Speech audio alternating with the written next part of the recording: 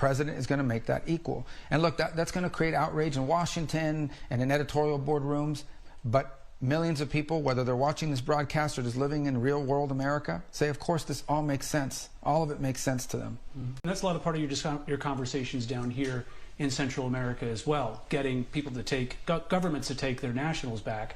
But will they also take back people from other countries that we can't deport directly to? Well, I think we'll leave here today with two things. First of all, President Bukele here in El Salvador has always taken back their nationals. It's been a very strong partner of the United States. The Biden administration treated him very poorly. Probably the most popular leader in Central America, maybe all of Latin America in terms of public approval ratings.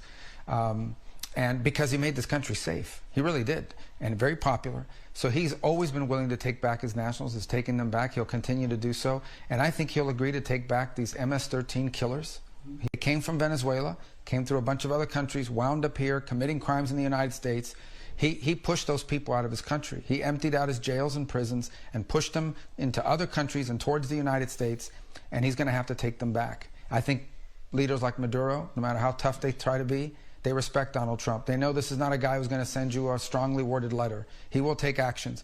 I'm not going to talk about what those actions are, but he knows and they know we have many options to inflict serious damage and harm on the Maduro regime if they don't do what international law requires them to do, and that is accept their foreign nationals who are illegally in this country, especially those who are criminals. That's the priority, the criminals. Bringing it back to our region right now, Venezuela is taking back migrants that the Trump administration is deporting. They've released American prisoners.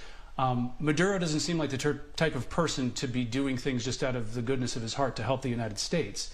Is this administration going to recognize Maduro as the legitimate leader of Venezuela? There's no talks about doing that. No one's discussed it. We don't recognize him now. What he's agreed to is very simple. He's released Americans that should never have been in his prisons. They were hostages. They're not prisoners. They were hostages. He takes them for trade. And he's going to accept, especially these trained at agua criminals. We'll see if he actually does it. I hope they do. We got to get these people out of our country.